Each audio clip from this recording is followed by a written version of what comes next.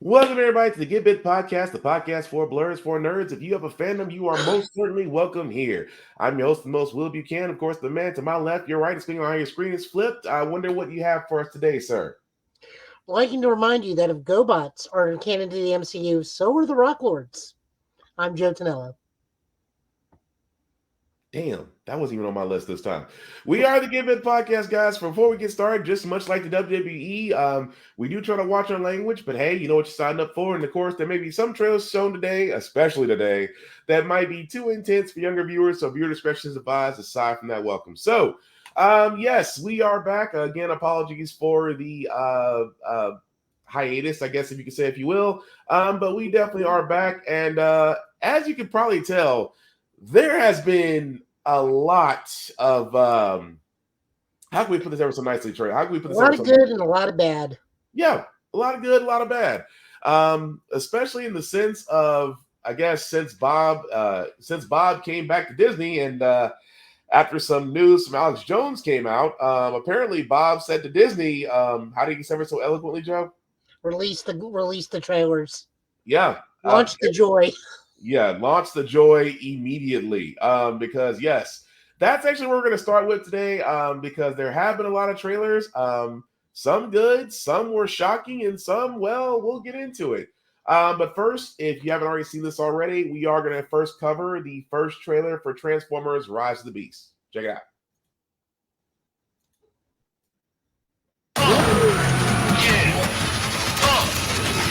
It was all a dream.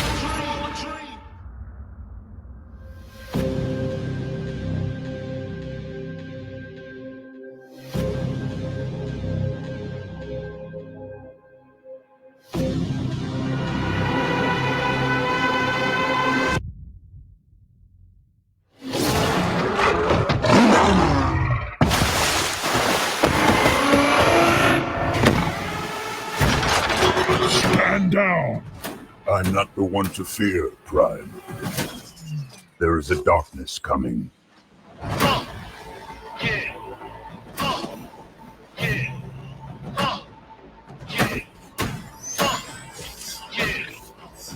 It was all a dream. Pull over! I'm not driving! And if you don't know, now you know.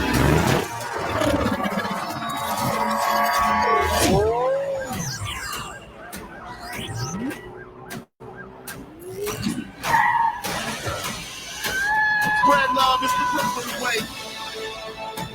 And if you don't know, now you know.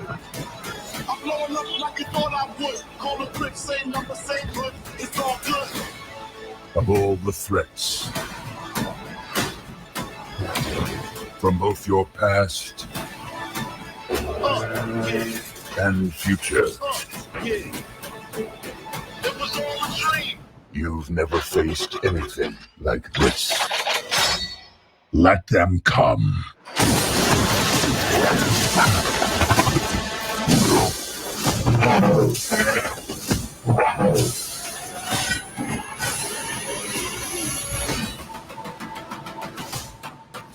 And if you don't know, now you know. Let's get it out. Let's get it out. Oh, let's get it out.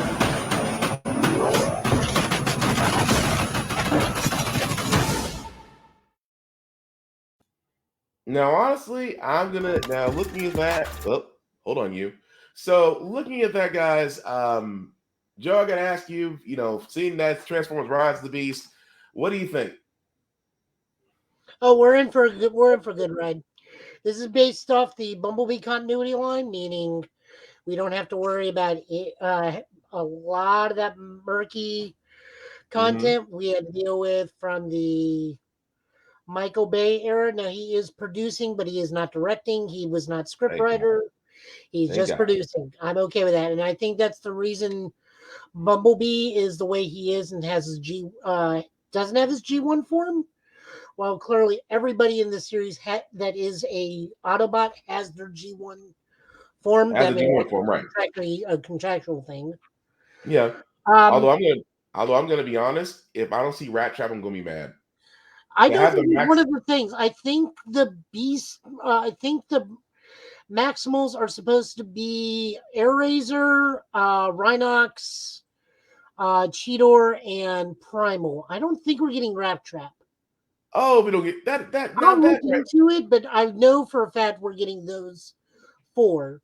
that's gonna annoy me because I mean I don't expect Dinobot, but Rat Trap at Well, least here's the thing: are you wanting Rat Trap, or do you wanted Scott McNeil Rat Trap? you would throw that out. Scott McNeil did make the voice for Rat Trap, but to me it wouldn't be the same. I mean, granted, you're gonna get the Maximals. Yes, that's true, but to me, without Rat Trap, doesn't make it whole. Now, caveat: since we're speaking about this, Mm-hmm. we actually give you confirmation that David Sobolov is actually doing voice work in the series. Who David Sobolov is? He is actually one of the Beast War series voice actors. Yeah, He was the voice actor for Depth Charge. He will be doing Rhinox. cool. Although I expected Rhinox. Expect Optimus Primal. But like you said, it is following the continuity of Bumblebee, which is great because that was the one thing. I mean, Transformers, the initial trilogy, I guess you could say, of Transformers did follow a certain storyline. It's just that, after Dark of the Moon, it went south. Let's just call it what it is. But I am Uh, hoping. So what? so we have, and I looked it up. So here's who we got. Okay. We got Peter Cullen as Prime, obvious. We have Ron Perlman reprising his role as Optimus Primal. Mm-hmm. He originally played it in one of the Machinima CGI ones. I want to say Yeah. Power of the Primes or Combiner Wars. I'm not sure which. Power of the Primes. I remember that one. Peter Dinklage will be doing the Terracon, leader of the Terracon Scourge. I can see that. My thing, I really want to see if we're getting the Terracons. I really want them to combine into Abominus in this movie. I would hope that would happen, but it depends. Pete Davidson is going to be Mirage. We already saw that. Lizzie Koshy is going to be RC. And RC, already based off this one trailer, is just igniting the LGBTQ community left and right. Mm-hmm. Properly so, because she was the first technically trans character in Transformers Yeah, by that's true. IDW continuity.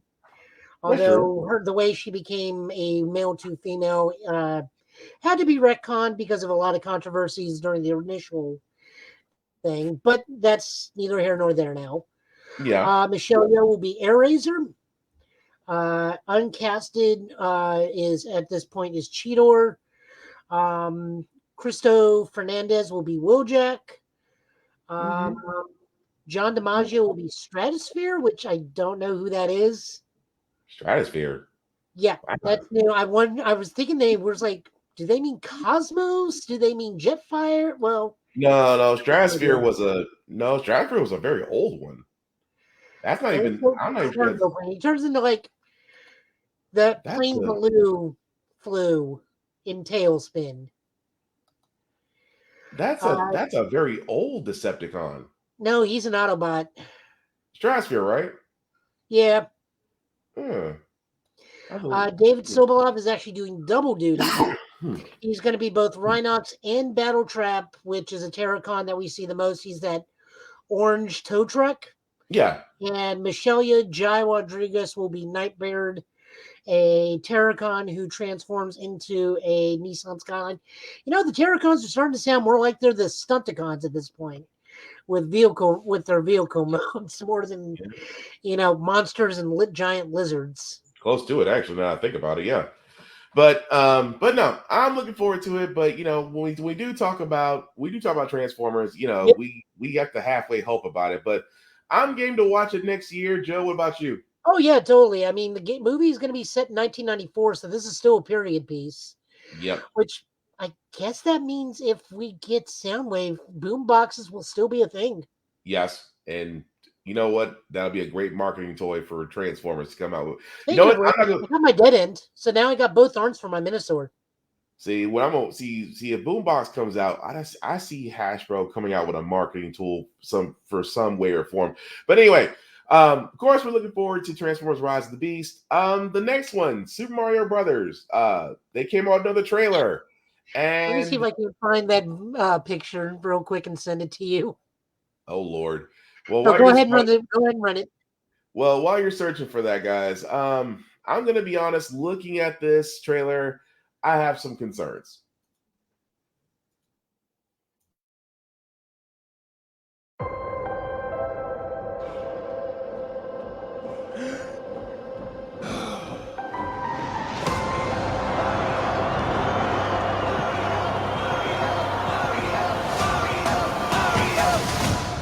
All right. Let's go.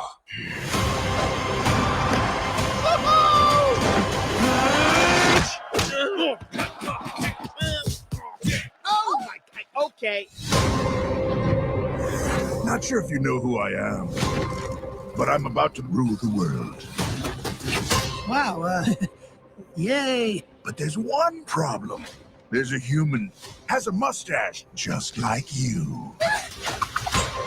Do you think I know every human being with a mustache wearing an identical outfit with a hat with the letter of his first name on it? Because I don't. Bowser is coming. Together, we are going to stop that monster. How? Look at us. We're adorable. Oh, I got this. No problem. Yes! Come on, Mario! Our big adventure begins now! Get it off! Get it off! Get it off!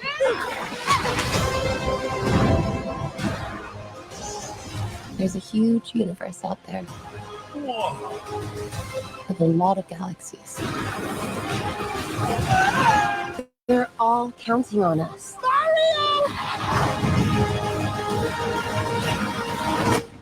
No pressure.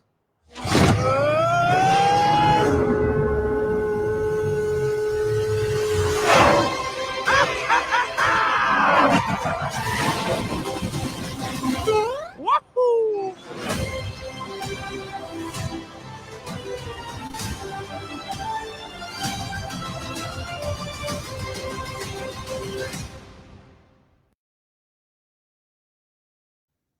Okay, so again with that trailer, Show my it picture. just I see it. Hang on a second. Let me say this before we show the picture because number one, Joe, as I'm putting the picture up, I am not gonna lie, I have some concerns. Because we didn't really get a lot, and I understand from a trailer standpoint, we didn't really get to hear a lot of Chris Pratt's voice as Mario. We saw a little bit more lines from Luigi, from Princess Peach, from Bowser, but like I said, it's a trailer, so I'm not trying to read too much into it. The visuals are great. We're seeing aspects of all the games, including Mario Kart with Rainbow Road. But yeah, I can't help but shake that concern factor. But I think, Joe, I think this picture I'm about to show is going to sum you up, isn't it?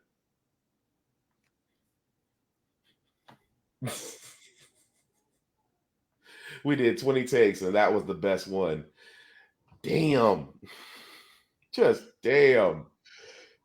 But what, do you think of the trailer, Joe? All right, so I have a bit more hope than you because I have a feeling that maybe Mario's not going to be a huge speaker, so I don't get to listen to him because we have a competent Princess Peach who clearly is more battle ready Peach. Yeah. The dude that's doing Luigi is fantastic. We also know we're getting a singing sequence from Bowser, so that's going to be fantastic. Well, it's Jack Black. Come on.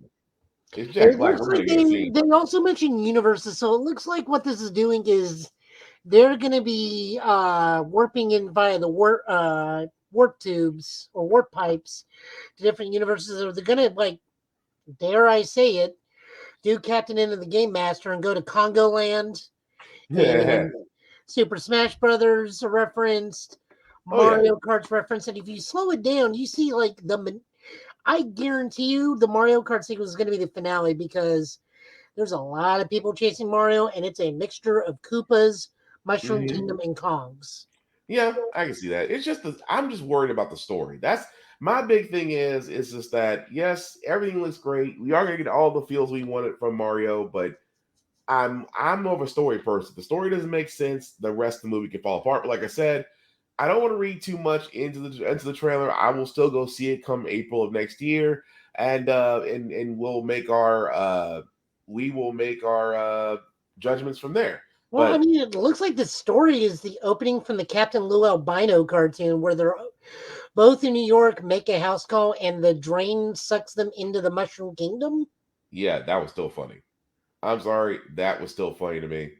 The I whole thing mean, of it could be worse. It could be lion cheating, scheming Ninja Koopas, that or is the also Milli Vanilli episode, the Nilly Vanilli episode of Super Mario or the Brothers. Super Mario World Christmas thing, where Christmas episode that's reviled, Yeah, fair point. or just an But episode of Donkey Kong Country in general. no, they won't mess up Donkey Kong. Now I will say Donkey Kong Country, if they mess that up, that's gonna be a riot. But yeah, but like I said, still look forward to it come April. The next movie again, I guess this was the Indiana Jones, the Dial of Destiny. I'm gonna be honest. This must be before I play this trailer. This must be an apology for Kingdom of the Crystal Skull. That's the best way I could put this. This is like set in 1969. Yeah, still Nazis.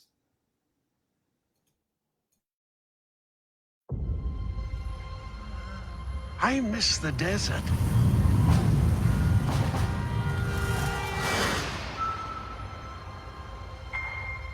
I miss the sea.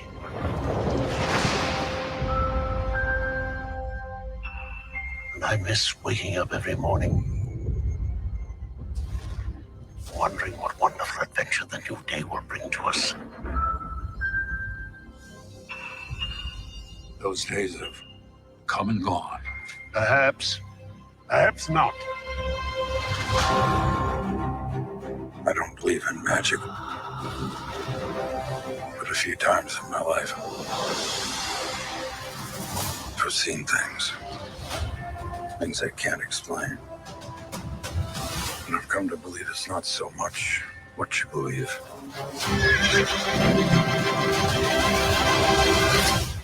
It's how hard you believe it.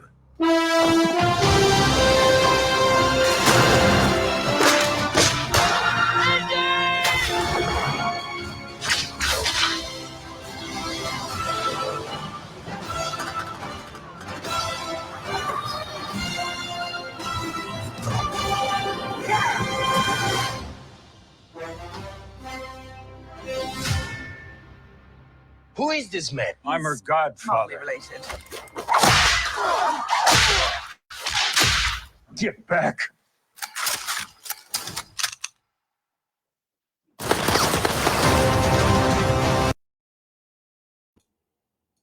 Now, I'm gonna admit when I first saw that, I was like, that's a throwback to literally Raiders of the Lost Ark, especially that one scene where the guy with the swordsman was sitting there flinging the sword all around, and then Indy just pulled out a gun and shot him. I was like, okay, that's like so that's you see Indy on the other side, it's like, oh, that's how it feels like.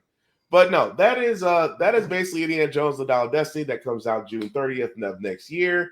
It started. Is it me or is Harrison Ford, which you already know he's going to be playing Ross in the MCU, possibly Red Hulk as well. Joe, what are your thoughts on the next Indiana Jones installment? Well, I mean, I'm going to give it to him. He loves playing Indiana Jones more than anything in the world, so more power to him. I'm kind of wondering how much of old Indy's actually going to be in this movie, because we saw a fair amount of young Indy, so I'm wondering if this is one of those scenarios where, like, they're on an adventure, but they're going to cut back to older adventures that somehow tie into the main story. Mm-hmm. That way, Harrison Ford just has to show up for the de-aging effect, and they slap his face on another actor, so that we still have like a coherent Indiana Jones story. And then like the second half of the third act is all old Indiana Jones. Yeah. So like, I mean, I'm definitely going to go see it. It's Indiana Jones, but like, kind of wonder how much of this movie is actually going to be old Indy and how much is going to be like, I remember when. I would hope not, but it's starting to give me No Country for Old Men vibes. It's the Better fact. than that movie he just did with the CGI dog. Fair enough. I was just thinking about that for a second. CGI. Oh yeah, that dog. But no, I'm still gonna watch just because I'm a fan of Indiana Jones and the fact that Kingdom of Crystal Skull still leaves a bad taste in my mouth. But Yeah. that was bad writing and that was bad scripting, and it could have been better. But that's neither here nor there. I think it's gonna be great. I think it's gonna be good. I think that Harrison Ford is kind of like you said. All the many roles this man has played, he always loves going back and playing Indiana Jones. But yeah, I think it's going to be good. I got no issues with it. Plus, Mads, I can never say that guy's last name. Mads Mikkelsen. Thank you. He'll actually be playing the bad guy, and I loved him in every role, and even the television show Hannibal he played in on NBC for a little while. That man kills every role he does, so I am looking forward to that. But yeah, seems like it's going to be good. The next trailer is kind of more of a giving our review of it versus as well as showing it. Because unless you've been under a rock sometime this week, or I should say the week before, the Guardians of the Galaxy holiday special came out. Yes, the holiday special came out. And if anything, it was a treat. But first, before me and Joe talk about it, here was a trailer for it if you haven't already seen it.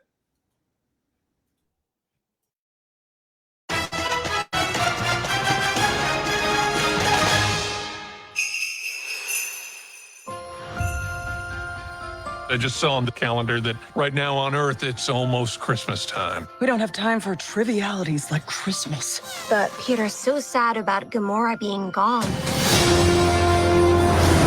Maybe if we go to Earth for a really wonderful Christmas gift, it would make him happy.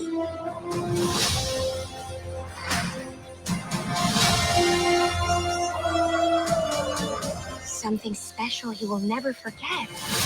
What about someone special? We're looking for the legendary Kevin Bacon. We're looking for the legendary Kevin Bacon. I just said that, Drax. Your voice is small and mousy. I think maybe he didn't hear you. You're coming with us as a Christmas present.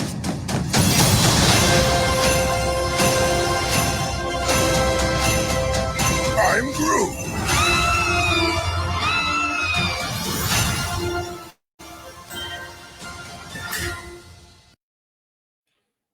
All right, so that was the trailer for the Guardians of the Galaxy Holiday Special. It has been out for quite some time, so just like the rule that we have here on Get Bit, once a week or so has passed, we're talking about it. So, Joe, sir, if you don't mind going first, what did you think of the Guardians of the Galaxy Holiday Special?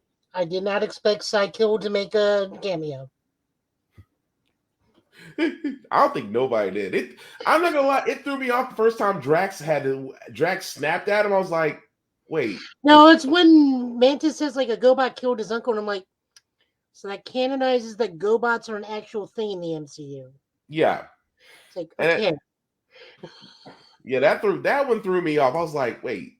Oh, it took me a second. But no, no, I always recognize Psykill. I don't know why, but I always will. But no, I really enjoyed it. This was definitely a big big character arc for Mantis. Like, this was basically showing Mantis as a character, because she got like almost no characterization in the original movie. She was just exposition dump character for Guardians 2. Yeah. I like the little thing they did with her and Star-Lord. I like that they are related now. I did see the correlation between this holiday special and the Star Wars holiday special, which Jane Guns was homaging. Drax is hilarious, but he's on his way out. But that's also the cool thing about Drax, is he is the one Marvel character you can kill, and he can be resurrected as another character because that's his whole gimmick. Yeah. Kevin Bacon was Kevin Bacon. His music is not my taste, but that's okay. Bacon be baconin'. You can say what you want. That man had me serenaded with Christmas time. I was like, just. I mean, everything felt fine. I guess Groot's in his early to mid 20s. Groot been lifting. Groot has either hit that. Groot has either hit his growth spurt or he's been lifted. One of the two. Groot been lifted. Because I was like, Yeah, he's in his he's in his mid-20s. He's got to be. I was like, Groot been lifted. I said, how do we go from teenage Groot to skinny Groot to buff Groot? I was like, either Groot been lifted or Groot got older, one of the two. But no, I loved it. It was, I love the fact of seeing certain characters put together. Drax and Nebula, Drax and Mantis, Drax and Mantis getting put together was funny as hell just between the two. And I kept saying the entire time, and I said this on Blurred's Eye View. I said, what would actually be a great, we need to have more shorts like this, short stories between the Guardians. But I also sat there and said, what else would be great? Nebula and Rocket. Just to see those two have an adventure together. I mean, that to me was great just because we got to see a different aspect of Mantis. Like you said before, Mantis didn't really get a lot of, I won't say development on Volume 2, but, she was being introduced as an extra character. So it was nice to actually see her branch out. It was nice to see Kevin Bacon, let's be honest, the man's a national treasure. And the fact that he, stepped in and made this really great was just the icing on the cake. And then at the same time, I have to give James Gunn, because I sat there and shouted him out on my Instagram. I said, you are one sly SOB, because he sat there and said on his Twitter, he's like, you do know I did allude to this back on Volume 2 and nobody caught it. And he's like, what do you mean? Oh, well, if you go back to where Drax and Mantis were talking, and Mantis was going to sit there and say, I have something I need to tell Peter, and she gets immediately interrupted by Gamora. And I'm like, did y'all think that Mantis was going to sit there and say that all the previous children are dead? No, she's about to admit that she's a sibling. And I was like, yep, I'll give it to you. You lay those things out. In terms of wrestling, it is long-term booking at its finest. I'll put it that way. But no, definitely love the holiday special, and it does kind of gear us up for the next installment. But before we move on to the Volume 3 trailer, anything else you want to add to this, Joe, about the holiday special? It was really creepy to see the way Mantis moves sometimes. Like, she kind of moved like a horror movie monster. Yeah. A bit, which is really neat. Also, Drax finally got that little man he wanted. That's all he wanted. Also, shout out to Nebula getting Bucky's arm and giving it to Rocket. Yeah, they're already having to say, it's like, well, Bucky gets either a new arm or gets his arm back because he already has it in Thunderbolts. That's true. So either he gets an update. You have been hearing the rumors for Thunderbolts, by the way, right? Some bits and pieces, but I started to wonder that, like, if he has Bucky's arm, that means Bucky has an updated arm or he's got updated tech. One of the two. Because I'm just like, you just see the look on Rocket's face, like, you do care. I'm like, oh, Rocket, you are a strange individual. But this kind of does lead into Volume 3, which is the next trailer we're going to show, which again is the final installment, as James Gunn has said, for this run of Guardians. And he also sat there and said that we gonna be crying. Maybe not Black Panther Wakanda Forever crying, but let's be honest. Guardians of the Galaxy was a type of series that, number one, wasn't very well known until now, and number two, the characters that we've gotten used to may not be the same Guardians. I know it's messed up, but check out the trailer.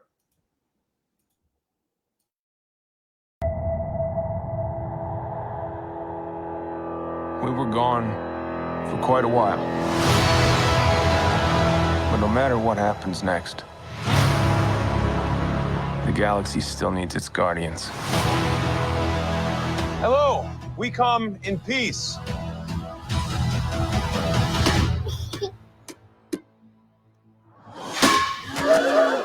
Come on, Drax. Seriously, dude? No! Ow!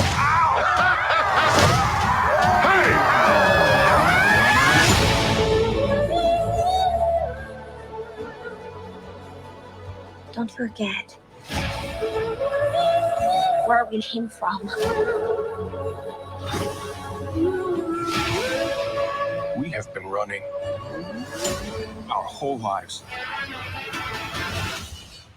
Pete, I'm done running.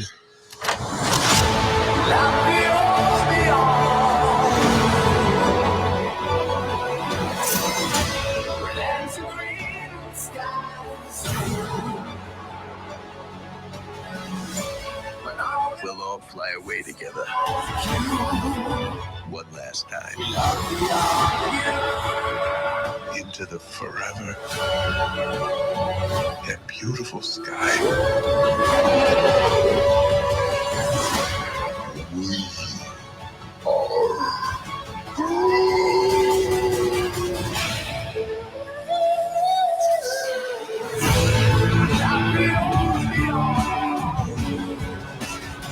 And we'll kill anyone who gets in our way. No, not kill anyone. Kill a few people. Kill no people. Kill one guy, one stupid guy who no one loves. Now you're just making it sad. And with that being said, guys, as you can see, that is going to be May of next month. Joe, what are your thoughts? Oh, we're killing Rocket and Drax. Yeah, that I think so. I hate to be that guy, but let's be honest. If you saw Suicide Squad with James Gunn, you know James Gunn is not above not having a body count. And place your bets, place your bets, place your bets. I do think Rocket will. I mean, the way the trailer plays, it makes you think that Rocket is probably going to die. Probably going to die in this movie. It makes you think Drax is going to die in this movie. But as James Gunn has already sat there and said that Volume 3 is going to be more of a wrap up / sad story. So it's going to be interesting, especially with the fact that we did see Adam Warlock, which I was going to ask you, Joe, about that. Now that we gotten a full picture of I forgot the guy's name, Will Pooter. I'll look it up. But the guy who plays what everybody calls him. Shut up, Cowcastus. Might as well be. But what did you see about seeing Adam Warlock now that we saw a full scene of him? I mean, I'm kind of confused on what gem he has in his head, because usually that's where he keeps the reality gem. Which we know now that that's kind of here nor there anymore. Pretty much.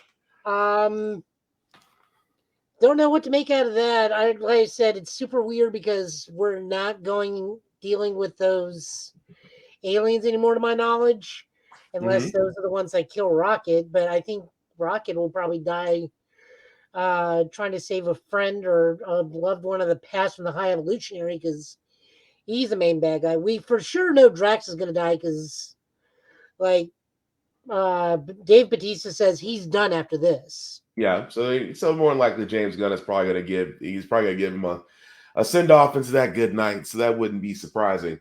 But and guys, if you think I'm spoiling the movie, that's not my fault. I mean, it's clear as day in that trailer, and if you read the news, Dave Bautista said multiple times since Endgame or the whole Disney fiasco with James Gunn, the moment Guardians 3 is done, I'm out.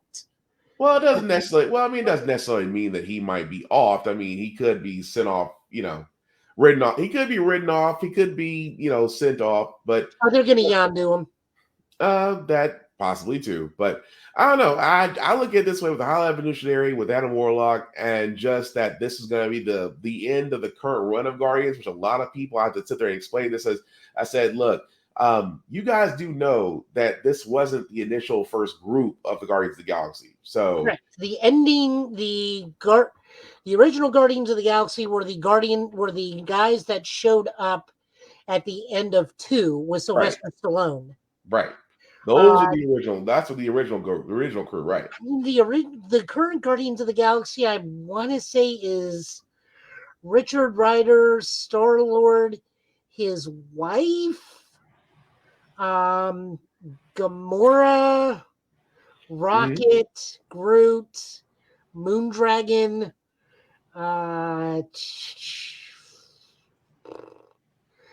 for a bit, Beast, Cyclops, and Kitty Pryde were Guardians of the Galaxy. Iron Man was a Guardian of the Galaxy. Venom was a Guardian of the Galaxy.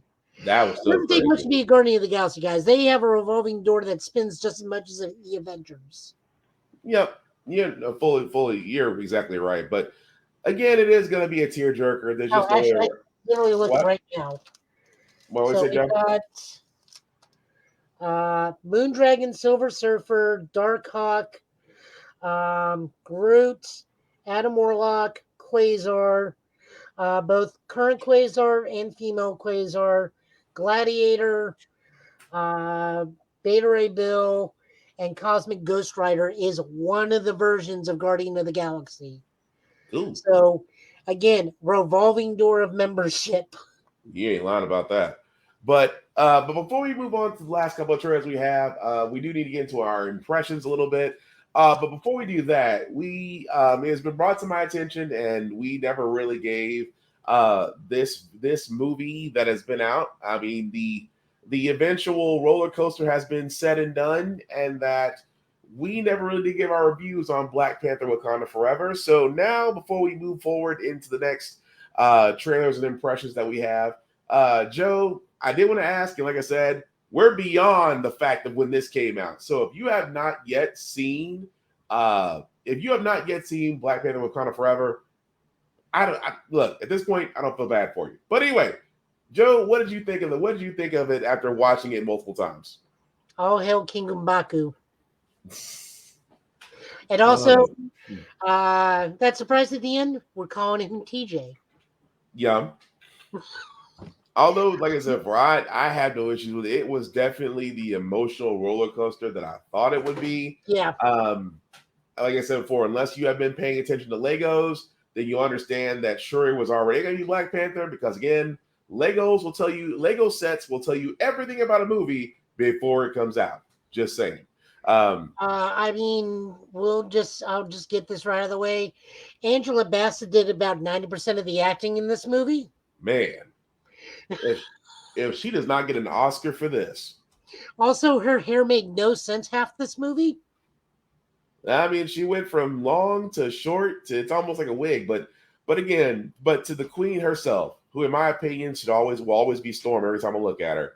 She did command the presence of the movie, and like I said, if she does not get an Oscar performance for this, I don't know what else to think. Although M'Baku was funny to me, because M'Baku had me dying for saying a phrase, which to all men out there, I say this very heavily to all men in the sound of my voice, never, and I mean never, call your woman a bald-headed demon. It will not go well. Matter of fact, just leave it alone. Because I'm telling you, I think Okoye got a kick out of it, though. Okoye looked at him like she was going to fling a spear at him. That's how it looked like. But it was just the whole thing of, and yes, according to Winston Duke, it was an impromptu line, and it did work. But I'm just saying this for all of us who are in real life, who have significant others, don't do it. Please. I do not want to see y'all in the first 48. But aside from that, though, Namor, Tanak Coretta, please forgive me if I mispronounced your name, sir. You did that role justice. I mean, it was beautifully done about that. The only thing that kind of bummed me out is when I went to go see it both times, he says Imperious Rex, no one blinks an eye except for me. Yeah. And Shadow. Because we know the books too well. Yeah. It's like he said the thing, no one's like, it's like, you all suck. Yeah. But I just love the fact of I was saying this. I said, you know what he has done, what Namor has done. He has sat there and has set him up and his kingdom up so nice, because outside the Wakandians, nobody knows they exist, but everybody knows about Wakanda now. And now the fact that vibranium is not really secretive anymore, that it can be found in other areas in the world, it does kind of change things. Which kind of made me think about Armor Wars coming down the pipe. Well, there's that. I mean, there are some parts of the movie which just don't work. Like the parts with what's his name? Only white dude in the film. Oh, dang, I lost his name. Every time I look at him, I just want to call him Bilbo Baggins. Every time I look at him. Shoot, what was his name in the movie? That's Ferris? No, it's not Ferris. Dang. Anyways, so his stuff didn't really work, and the only reason it was there was to set up Julia Louis-Dreyfus's character, which that really had no bearing on the film, whatsoever. I was trying to there was some other stuff with. Go ahead. No, go ahead. Oh, Everett Ross. There we go. That's the word I was looking. That was the name I was looking for. But no. Yeah, the whole thing with Julia Dreyfus' character, Yeah, you know, Martin being Freeman is there. Ever Ross. Like, yeah, like we know she's setting up a team. We know that Ever Ross is going to be chilling in Wakanda. Mm-hmm. I mean, that part went nowhere. I didn't mind Riri Williams, but I wish they gave her more of a character. Honest to God, she was sort of a MacGuffin in the movie, which is like there to move a plot along to make sure everybody meets in Wakanda. Yeah, that part I can kind of see, but I love the fact that the whole interaction between her and Okoye in the dorm room, that had me Oh no, dying. that was fantastic. That But like, I feel like that's probably where it should have ended. Was let her stay in New York or wherever she was and continue on. There's like no reason to bring her to Wakanda. I mean, rescue her, drop her back off at her family with her family. It serves well, she serves like almost no purpose in Wakanda other than. well, I can see from a story anchor point, you know, if you put her anywhere else but Wakanda, they would find her and kill her. All you gotta do is drop her off in the desert. That's the other part I'm getting to. That's the other part I'm about to get to, because don't get me wrong about that fight between Shuri and Namor. But the funny part was, I said, think about this. You have extensive Wakandian technology. You developed a suit that takes the best out of almost every suit between Killmonger's suit, your brother's suit, and the original Black Panther suit. But you defeat Namor using a heater. You dried him out. You fish fried him. So is this where I tell you they actually did almost the exact same thing in Spider-Man and His Amazing Friends, where someone tricked him into jumping into a pool of alcohol and then dried him out? Mm-hmm. I knew you were going there. I knew you was going to go there with that one. It is the same. You're all right. It's the same thing. But I was just thinking to myself, Wakandian technology got defeated by a space heater just to dry him out. Which, don't get me wrong, it did fit the narrative as far as her, because she realized she couldn't beat him as he was. But you had to dry him out to give yourself a fighting chance. And even at a fighting chance, he was still, I mean, even in Baku, when he threw everything he had at him, and then when he realized it wasn't working, he's like, and then that punch to the chest, and he See, checked I himself. almost think M'Baku was having fun with that punch, just like, I got somebody I can fight. Mhm. I sit there and looked at him when he sat there and checked his chest. He was like, oh, okay, I'm good. Because I was like, the punch just broke his armor completely. So he's sitting there checking himself. But See, no, that's a Goku where I was like, he can hit hard enough. This will be yeah. fun. But no, I mean, don't get me wrong. Aside from some parts of it, it was great. Oh yeah, no, it was very emotional. The Chadwick Boseman only Purple Marvel opening was fantastic. Yeah. They handled his passing very well. We didn't get a CGI double. We didn't get like a voice clip or Voice clip or something, anything like that, right? or that we just got like, hey, he's got a heart thing. Hey, he's crashing. Hey, he's gone. Yeah, We got that a was. very nice tribute at the end. Mhm. I still say the kid they got to play his son looks like Huey, Dewey, and Louie.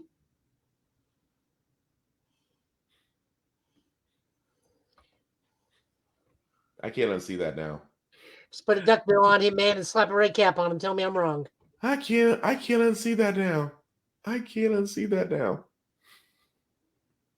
I blame you. I can't unsee that now. Tell me I'm wrong. Slap a You're cap not. on that kid. You're not wrong. I'm just sitting there thinking about that. Just Huey, Dewey, and Louie.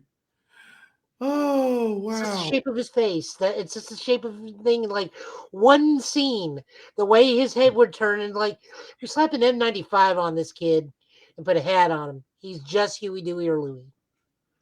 Oh And then I man. remembered, oh right, Disney movie. They probably did that on purpose, but no. In all seriousness, the way they handled even his reveal was beautiful Yeah. and very good. I'm glad they even did address like, hey, did my mom get to meet him? Yeah. Yeah. She's like, yeah. So I'm wondering when. I'm wondering if the Queen Guts met Nakia during the 5 years when everybody was gone. I'm assuming And that's that's how she kept her sanity.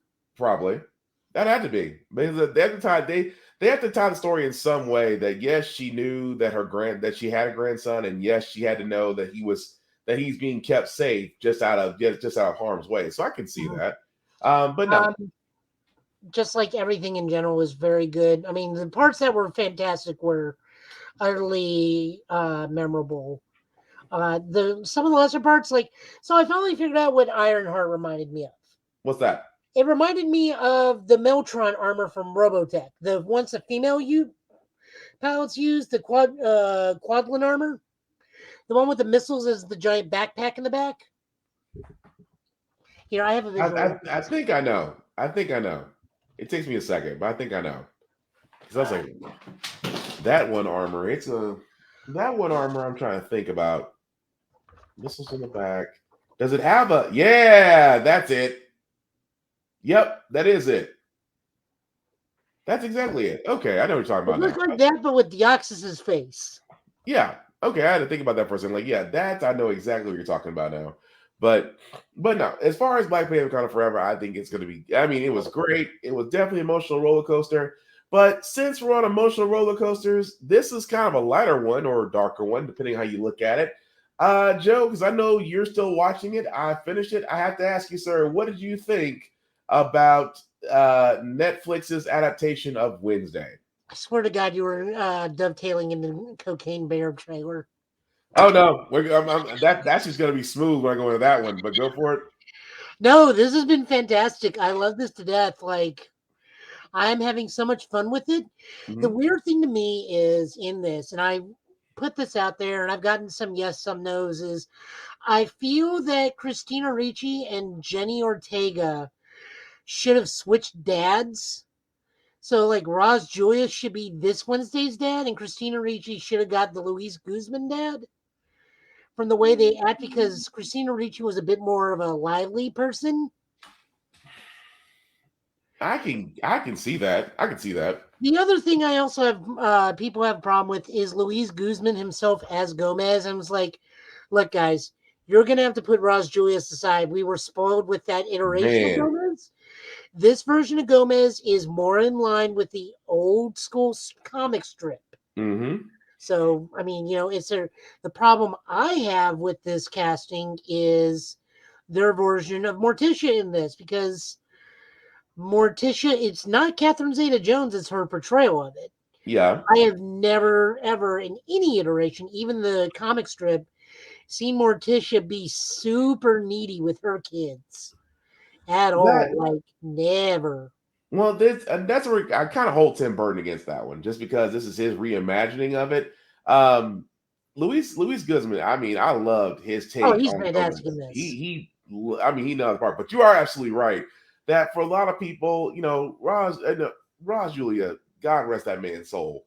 He has given us so many iconic roles. To me, I always put M. Bison above Gomez, but that's just me.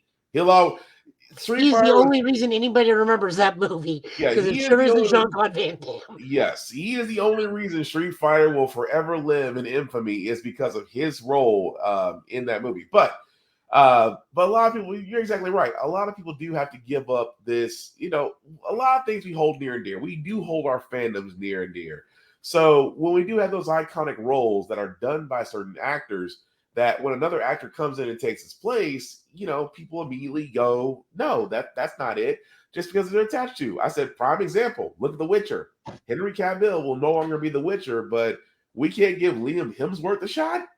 So many people have sat there and written off The Witcher already and not even gave the guy a chance to do the role. Oh, I mean, it's just either Batman. It's either Batman syndrome or Doctor Who syndrome. So, Yeah. Like, I mean, even I was like, yeah, then I got to watch him and he's like, no, this is fine.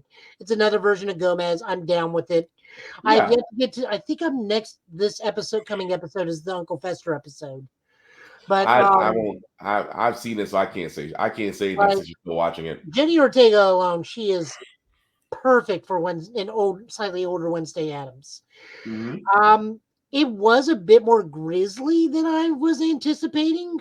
Yeah. And I guess this is just because it's with the Addams family, it's either alluded to or it's just off screen, and this time it's not.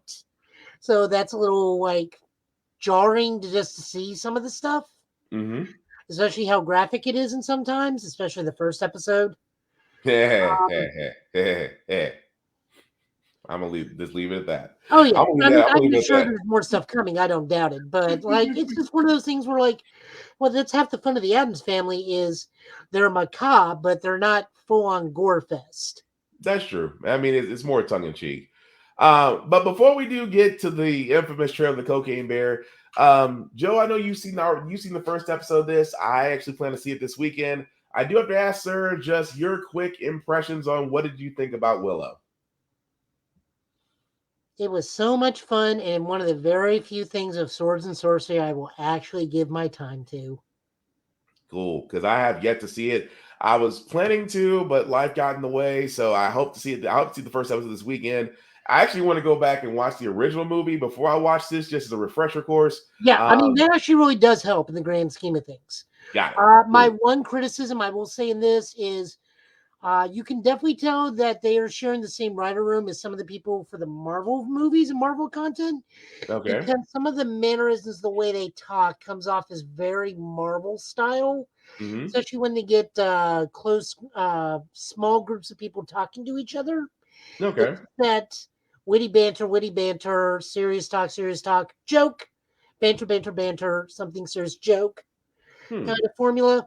We're also reusing some Marvel actors. I'll just say that. I'm not going to say who. But there are some Marvel actors that pop up here and there, maybe in a starring role. Warwick Davis comes back. Fantastic. Man doesn't look like he's aged in a day.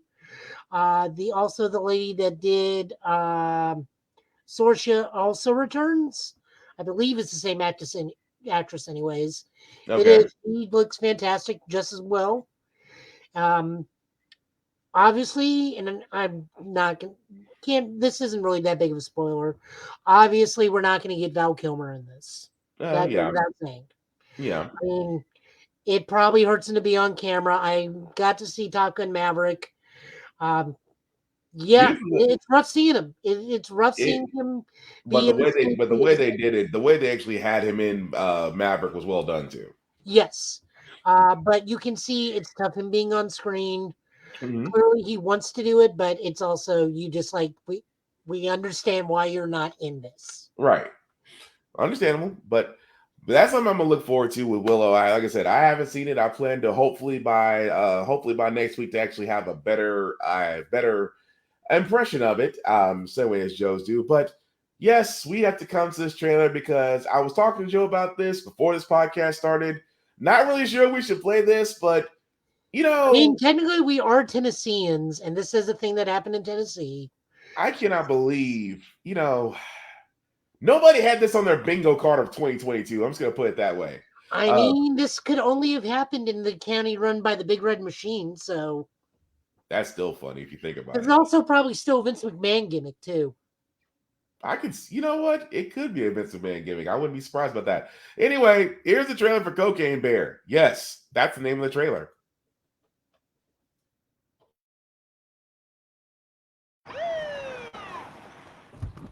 Medic!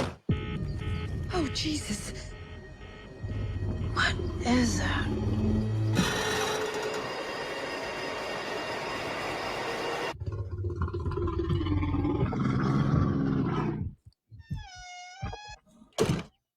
Beth, we should go. Millions of dollars worth of cocaine fell from the sky this morning in Knoxville, Tennessee. There's more of this out there. They dumped it somewhere. I'm looking for my daughter. Forest is a dangerous place. Hey, Henry, check it out. Something got into it. A deer, maybe. A lot of cocaine was lost. I need you to go and get it. No, don't eat that, don't eat that. Let's see what kind of effect that has on The bear. It fucking did cocaine. A bear did cocaine. There was a bear. A bear? It was far. Hey, that's inappropriate.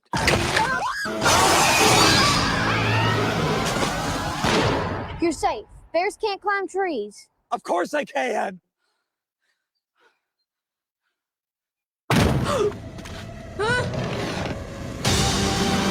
baby. Oh shit! Get higher, baby. It kind of seems like the thing that stays with the man forever. Apex predator. High on cocaine. Out of his mind.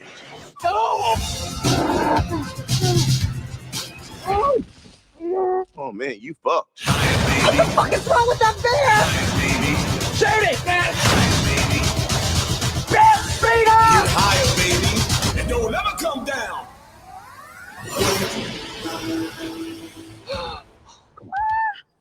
We have such good luck in nature. Yep. Yeah. Yeah. The messed up part about all this is I want to watch it. The messed up part about this is, you know what this is missing? What's it missing? Shannon Tweed. Yeah.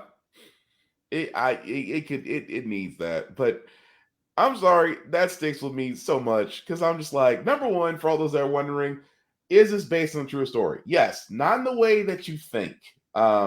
First off, yes, a bear did ingest cocaine. Yes, it did happen in East Tennessee, specifically Knoxville. Yes, nobody died. Only the bear did after ingesting cocaine. The bear died. Nobody died except the bear. So, just want to point that out in case somebody's thinking there's an actual bear still somewhere in Knoxville, Tennessee, still snorting cocaine. I think the story's what, about 10 years old or so, Joe? Am I wrong on that? Give or take 10 years old or so. So again, I have to point this out because because me and Joe, we both live in Tennessee. I'm pretty sure if Joe hasn't already got to ask questions about this, I got to ask questions about this. Yes, it is based on a true story. No, nobody died. Yes, the bear did cocaine. Apparently, Hollywood has decided to make a movie out of it. But I'm going to be honest, I just want to watch it just because, in my mind, it's just like Sharknado. Sharknado is so bad that you have to watch it. But Joe, aside from what we already know, what do you think? No, I'm good. I don't blame you. I don't blame you at all. But it's just stuck in my mind that somebody took us. I said, thank God they haven't looked into other stories in Tennessee. If they looked into other stories that came out of Tennessee, we would be worried right now. But anyway, that being said, guys, there is one more trailer also from Netflix, which I think, Joe, did you know about Knights of the Zodiac? Oh yeah, no, I knew about the live action Saint Seiya. This is going to be terrible. And this is another one of Netflix Let's Adapt anime scenarios. So far, they are like 2 and 3. Their Bleach was not bad. People were just ticked because it only was the very first art to where right before and Renji show up, and then that's the end of the show. Yep. And Kenshin is just on an ungodly winning streak. Pretty much. Then we got some of the other stuff like Death Note. Full Metal. And what else do we got? Full Metal Alchemist. Technically, also Bleach is in both the winners and losers category. Full Metal Alchemist, both versions of it. Because let's cast Japanese people as white European people. Yeah, that never ends well. Well, I mean, it ended well when we casted Scarlett Johansson as Makoto Kusanagi. But again, that movie makes sense why she can be that. True, but I don't know what Netflix tries. But here it is, guys. Knights of the Zodiac trailer. Oh, God.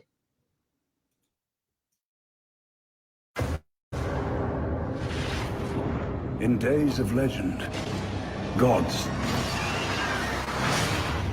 walked the earth. Say, what if I told you Athena had returned in human form And you are destined to become one of her guardian knights. I'd say your therapist is more this paycheck.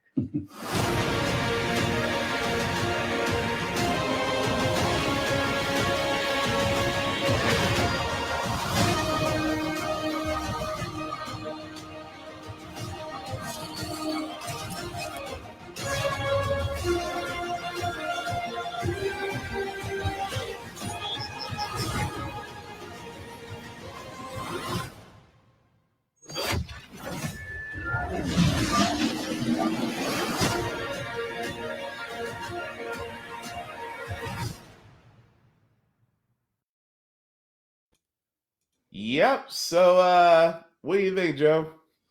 Well, the tagline is, as always with Sensei, is "Touch the Cosmos," to which I will always say, "You, that's dirty." But, well, this is an anime project where the actual lead is Asian, so we're already batting one. Yeah. It's not like King of the Fighters, where the little Asian boy suddenly turned into a Caucasian dude midway through puberty.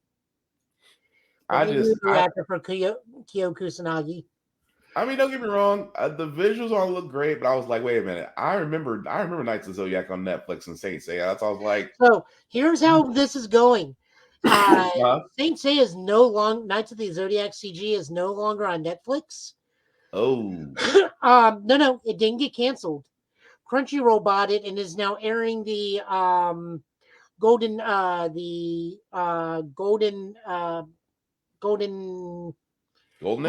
Gold Saint arc. Okay. So they're now currently going through the houses of the Zodiac, fighting the Gold Saints on Crunchyroll. Oh man. So my question here is, who is their Shun? Is it going to be a boy or a girl? I don't care which. Shun can be played as both because Shun in the original series was originally supposed to be an androgynous young male.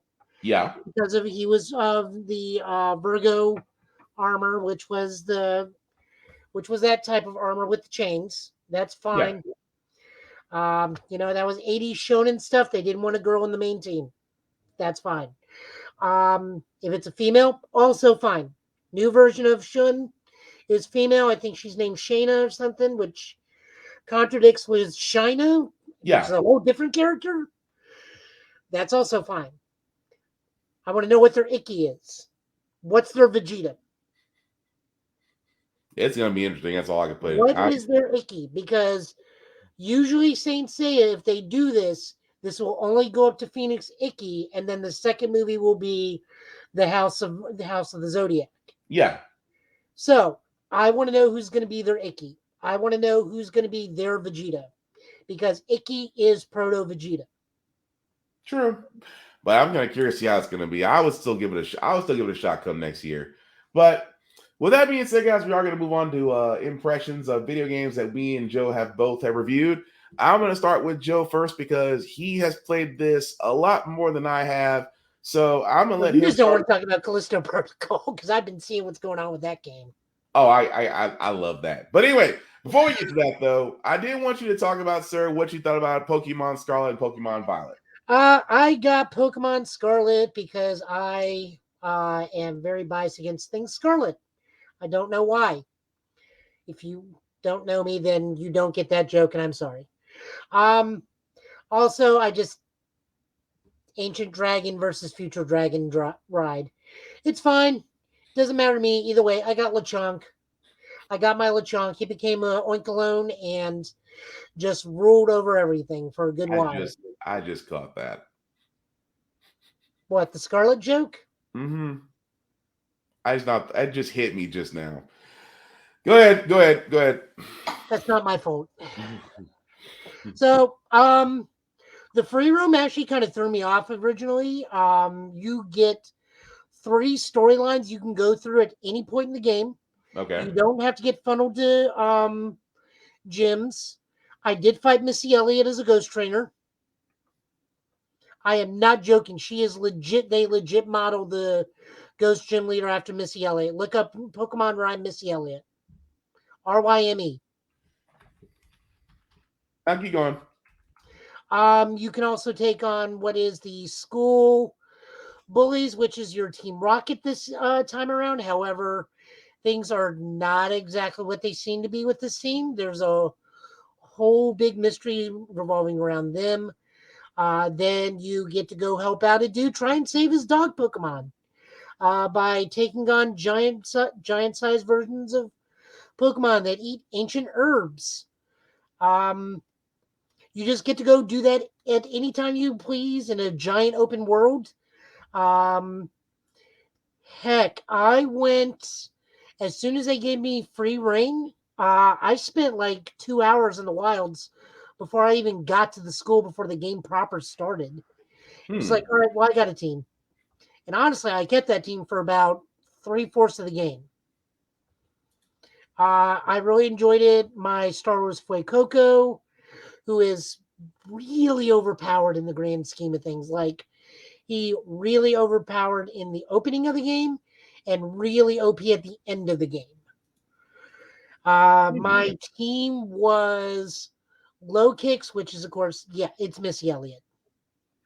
I'm sorry, it just took me out. It took me a second. I had to blow it up a little bit bigger, but wow, you're not lying. But go ahead. Like, go look at full character art for her. I had to go find it. All you gotta do is go to Google. Just Google image search rhyme Pokemon Scarlet. I will say the one thing I didn't do a whole lot of the picnicking thing with the sandwiches that give you power ups because I didn't really understand that. That was not explained very well. You get to wash your Pokemon this time around, which I didn't do too much either. So I guess my Pokemon are filthy. Let me think. My team was Low Kicks, which they did admit that was a Kamen Rider themed Pokemon. There was no way I was missing that. I got the engine Pokemon Go-Go something. He used Steel and Poison. Perfect against fairy types because fairies are everywhere in this game. Fuecoco, Oinkalone. That new Pokemon, which is basically just some sort of homicidal maniac called Tinkaton, which is like a little fairy Pokemon carrying around a colossal iron hammer. Okay. Which they state is the reason why Corviknight from the last game cannot be the taxi service, because even in both of their bios, they both say Tinkaton 2 Pastimes takes pot shots with its hammer at Corviknights in the air, so they cannot safely run the taxi service in Paldea. Huh. And even in the Corviknight thing, he's like, yeah, their natural predators are jerks and they won't let us do our job. Wow. I had a great time. My one big complaint is that we have full-on cinematics in this game now. Like, just straight up full-on cinematics. We have no voice acting. Like, I understand it's Pokemon. I understand it's Pokemon. We go through a lot of the same stuff, but we really would have benefited from voice acting this time around because there was a lot of dialogue, like a lot of cinematic dialogue. Yeah. And I wouldn't be one of those things where I'm expecting every single person you to talk to, but if you hit a story beat with a gym leader or a star-based boss or any of the stuff you do with Avrin, who's the guy who's trying to help save his Pokemon dog. Yeah. Large amount of dialogue with all of those. Not to mention the ending of the game gets actually very heavy. And a lot of talk about death and family and all sorts of stuff like that, which was much heavier than I was expecting for a finale of Pokemon. Actually covered death in Pokemon? Well, that's a first. Oh, yeah. Like, there's a big twist towards the end that you just, like, actually even surprised me. He's like, huh. Well, that's creepy and unexpected. Well, I will say that, but also you did actually but before I move on to Callisto Protocol, which again I love that game and what I've been playing so far. I know you did play Gundam Evolution as well. Your thoughts on that game too? I run around and hit people with a very large axe because I'm usually a Zaku. Now, in all seriousness, and a bit more thing, this is a hero-based shooter with Gundam. This is Overwatch, but with Gundam. To me, it's a bit more fun. As I said, I'm usually a Zaku too, so I am that big green thing right next to the giant red thing at the top with the giant heat axe. Yeah, that's Zaku Yeah. too. I don't know what style Zaku that is though, but supposedly in this game all Gundams are created equal. That is not the case. Yeah. That is not the case. Never been the case, but go ahead. Oh, it's definitely not a case in this one. If Mhm. someone's got like Moonlight Butterfly or Trans Am, Mhm. I go down pretty quickly because I'm just a little Zaku. Please don't hurt me. It's like Homer Simpson in the Navy thing. You just come up in your Zaku, everyone's flying around a Gundam. It's my first day. Mhm. I still have yet. I have got to play that, but I It's have free that on right my back. now. It's free right. It's a free game, Mhm. much like the Gundam Battle Operations 2 game. It's free. Okay. We also get some free DLC. We get a hot pink skin pack for the new Gundam. So it has the color scheme from the Gundam Shar's Counterattack novelization of Beltachika's Children, Okay. where it was Amuro's colors was white and pink for the new Gundam because he was always originally part of the Unicorn Squad. Oh, right. From Zeta moving forward because he had the purple or purple pink white Zeta. Yeah. And then he carried that on to whatever he used in Double Zeta to the new Gundam. So he kept that wine paint scheme from there. Gotcha. Okay. It's fun. It's very high paced, but like I said, I'm a Zaku. I'll always pick. Well, I'll leave that alone as far as what I'll always pick. But as far You're as a demon in a ball. We understand. say what? We know you're a demon in a bowl. We understand. That being said, guys, the other games that we did cover as well. Very quickly, I'll try to run through these just because they're really a lot more need not be said. First one, guys, God of War Ragnarok. There is. No, we call it by its real name. This is Dad Boy Dad Narok. I think you're gonna call it. I think you're gonna call it Failed Father Simulation Part 2. But I've heard there was a lot of names for this being called out. But no, God of War Ragnarok. Played it, and all I can sit there and say it is wonderfully done. Santa Monica Studios did great about this. The story is literally, if you don't play it for anything, play it for the story. Action alone is great. Mechanics are solid. I didn't have a lot of. I really didn't have any. I didn't really have any bugs in the game that I came across. Definitely worth playing. There is additional stories. And I have to say this honestly, for the love of God, I wish people would stop asking for DLCs because God of War gives you, I mean, Santa Monica Studios, who did the first God of War, gave us a complete game. As gamers, we keep saying all the time, we will wait for games to be completed as long as they give us bugs, as long as it's a complete game, we will pay those $60. Okay, cool. We got that twice.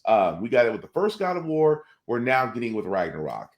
I don't understand why people are already hungry for DLC on this. This is really a complete game.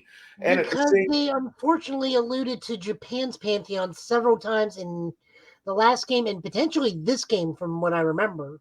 Yes, and that's the thing about it. That Corey Balrog, who's the director, has already sat there and said that yes, they're looking forward to the next installment. Just because, again, I don't want to spoil how the game ended, but because he's already sat there and said it, that yes, there are plans in place to continue Kratos' story.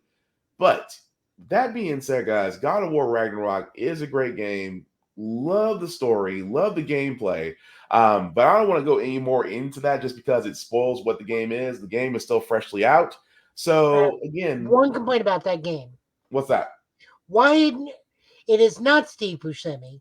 But why does Odin sound like Steve Buscemi? I know it's not the actor; it's a different actor. I think that actor was all choices did they go with the Steve Buscemi voice for Odin? I don't know. Richard Chef, I think it's his last name. Richard Chef's voice for Odin does sound similar to Steve Buscemi. You're exactly right. But I It mean, really why does. even go that route with Odin? Like, Well, if you kind of look at Odin, do you not kind of get the Steve Buscemi vibes? no, I get the guy that was Rocky's trainer in Rocky 1 and 2. You get Mick? Yes, just the gruff voice, or Could maybe you? a better thing would be Ed Asner. Could you? Oh, okay. That I'll agree with. Ed Asner's voice as Odin, I can see that because I can't imagine Mick being the hooded one. What are you doing, Thor? You letting them get you? I was like, I can't. Actually, now that you say it, it works. I can't see myself just going, what are you doing, Thor? He's not a god. He's a man with a stick. You're I just can't- convincing me more. You're doing a I very just- bad job at this argument thing. I just can't. I mean, could you just imagine? You imagine going to Kratos? It's like it just sticks with me now. And now it's Well, gonna that be, or Michael Ironside, like either Ed Asner or Michael Ironside, either to give me Ed Asner. either Ed give me As, Granny Goodness or Dark Side to be the All Father. Ed Asner's voice as Odin would be perfect. I can see that. I can see that because it's kind of a what are you gonna do? What are you gonna do? I'm the king of everything. What are you gonna do? You can join me or you can go against me. All I want is peace. I can see that. Ed Asner's voice as the voice of Odin would work. I can It see that. just doesn't, like I said, that was the only part that, like, what little I got to play and what little I saw Mm-hmm. in the gameplay videos, because I'm just watching Maximilian Dude right now because I don't have a lot of money because of Christmas shopping and so this Ooh. happened this week. That was the only thing that kind of took me out of it was just the Odin's like, why do we not have like a deeper voiced Odin? Why does he sound like an 80s car salesman? Pretty much. Although I will say this, Ryan Hurst as Thor, that was great. I That's like great. his take on it. I loved his take on Thor. But no, just to sum it up, guys, it is God of War Ragnarok is definitely worth playing. It will definitely tug at the heartstrings a little bit. Gameplay time, let's see. It depending on how dedicated you are, it took me about because I have responsibilities and have to be an adult. It took me a little over 2 weeks, and that's playing roughly maybe 2 or 3 hours every day for Monday through Friday. So you're looking about, I mean, it's a good, don't get me wrong, God of War Ragnarok is not a short game by any manner of the word. If anything, it's a little bit longer than the original God of War game they came out with. So just to give you an idea about playing time. But yes, it is worth playing, and at the same time, you won't be disappointed. I wouldn't be surprised if it comes up as a game of the year. I will call game of the year on that one just because it to me is that good. Even though the next game I'm going to bring up kind of can fit that protocol as well, and I'm talking about the Callisto Protocol.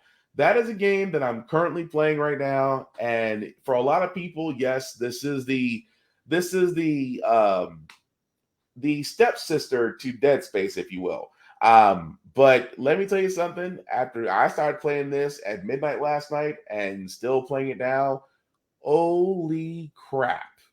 It is exactly, I mean, in so many ways, it reminds you of Dead Space, but it's far from it. And the story will drag you in, the action will pull you in, the suspense. And do not play this in a room where it's dark and you have a sound system. Trust me, you will mess yourself up. Because I did that last night. But anyway, Callisto Protocol, actually a great game. Still in the middle of playing it right now. But I mean, if you're looking for survival horror, it is definitely it. I have really nothing more I can say about that right now, except for the fact that I will give a full review once I'm done with it. But Joe, I guess I can't entertain you to take a shot at it. How much Maximilian play it? Oh yeah, because for all those that don't remember, for all those that weren't there, of course you weren't there at the beginning of this podcast because I was asking Joe about the Cocaine Bear trailer, and he's streaming Maximilian Dodd on his other monitor. And as I was asking him, is it a good idea to show Cocaine Bear trailer on our podcast? We get a Maximilian Dodd scream, and I tell you, I kid you not, there are some things in life you just simply cannot time that freaking well. And of course, in this case, that was freaking well. But the last two games, I'm just going to go over very quickly. First off, Gungrave Gore, definitely great. Definitely great if you haven't had a chance to play it. If you're on the fence about it, you'll definitely like it. It plays like the first Gungrave, just a little bit better. The mechanics are smoother. The graphics are nicer. It's made by the same people that helped Ninja Theory, that went on and actually developed Gungrave Gore. So there's a little bit of Devil May Cry mechanics into it. But I'm still liking it though. But what's wrong, Joe? Third or fourth Gungrave? This will be the fourth one. If we're going in, in order, so the one on VR does count. Yes, this will make this one number 4 then. Okay. If you're counting the VR one, this makes it number 4. But again, playing on that one because I'm kind of playing games in succession. That game is definitely great. Still a lot of game for me to play in that. If you're on the fence about it, definitely try it out. And also the other game, Evil West. Now, my God, if you are a fan, let's see how can I put this. And again, it's kind of weird because almost every open world side scroll game that's going to come across, it's either going to be a God of War type or it's going to be a Devil May Cry type. This is kind of a hybrid. I thought this was great, still in the middle of playing it because I did not expect such an in-depth story from this. Don't want to go into too many spoilers because, again, this game is just recently out. But also try this as well. Once I have beat the game, I will definitely give my full review on these. But yes, for all the games that me and Joe have went over today, definitely recommend those just because the fact of the matter, they're that good. And I'm not saying it because I'm sleep deprived. But what are you gonna say, Joe? You know what that last one reminds me of? What's you know that? What that last one reminds me of? What's that? Dark Watch. Yep, I can see that. Cowboy Vampire. Yeah, I can see that. I was kind of going Ben Helsing, but I don't want to. But even saying that kind of gives away a little bit of the game that I'm trying to avoid. But I see your point on that. But anyway, that's the games. That's our impressions on what we've seen so far. And as I see Joe pop up his thing, we are ready to move on to comics. So let me get Joe going. What you got for us this week, Joe? Okay, we got like a ton of books to go through because I insisted we hit a little bit of everything over the 3-week hiatus. So a lot of these we are going to be shotgunning because a lot of them really are quick, like one-sentence reviews. Like, for example, Wonder Woman 793, with written by Michael W. Conrad and Becky Colloon and Amelia Lupacchino doing art. Wade Von Garbadger doing inks, and Jordi Belair doing colors. Long and short of this is a one-shot where pretty much Wonder Woman and the Trinity reform, and they have an adventure post in the Watchtower, and it just kind of plays out like an episode of Justice League Unlimited, just like after the Watchtower era has ended. But these 3 pop back up there for fun in adventure. Oh, yeah. Very fun. Also, they are thieves. All 3 of these people are thieves. They stole John's cookies. That was still funny. Coming up next with Nightwing number 98. Written by, God, I hate when they do stuff like this. Written by Tom Taylor with art by Daniel Di Nicolio, who is Tom Taylor's collaborator in art collaborator in Seven Secrets, which is an independent project. Pretty much the cover says it all. In this issue, Nightwing meets his own fifth dimensional imp. Superman has Mr. Mxyzptlk. Batman has Batmite. Nightwing has Nightmite. And everybody immediately makes fun of him having Nightmite. Yes, the they only do. difference is Nightmite is not like Batmite, thank God. He wants to be so much better. He really does. Also, he gives Haley the incredible ability to speak for like 4 pages, Yeah. which was cute. This week, we also had Nightwing Annual. This is broken down into 3 stories. The first story is written by Tom Taylor with art by Eduardo Pasica. This first story is the origin story to the new main villain for the next arc, Heartstealer. Mm-hmm. Following story is called Night Out, written by Jay Kristoff and Eduardo Persica, again doing artwork. This is what goes on in Haley's mind when Dick and Babs are out. What adventures do they have? It's that adventure right there. That one right there. And then finally, a lesson written by C.S. Pacat with art by Anika Miranda. This is an in-betweener. This takes place shortly after Superman Son of Kal-El issue 9. This is Dick training John how to defend himself and how to properly fight criminals other than just using Superman hit things really hard. Mm-hmm. The really cool part about this is Dick teaching John, but it also shows the parallels of Dick training somebody versus Batman training Dick, which is very, very polar opposite. Also, there's just a whole lot of super speed gags in this. Recommend that one. Moving on over to Flash 788. As you can see here, the new mayor is Warden Wolf. He has made all the rogues legit legal police operatives. That was Jeremy crazy. Adams with Fernando Passarin. The other fun part about this is that once again, poor Mr. Terrific is being bullied by Linda Park because they do finally announce Linda is pregnant, but Linda is making them figure out, am I getting powers or is the baby giving me powers? Right. So Mr. Terrific is being bullied once again. We don't really know. Also, we get the return of a Wally West era Flash family ally in this series. Also, I think they made Trickster look like Mark Hamill. Yeah. A little bit. Purposely. Maybe. Definitely. Moving on over, we got a one-shot that spins out into 2 books.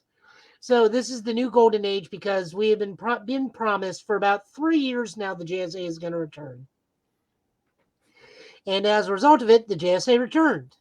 Mm-hmm. So this first book is written by Jeff Johns with art by a ridiculous amount of writers. I am not going to name every single one of these people. Sorry, guys. With colors by an equal amount of people.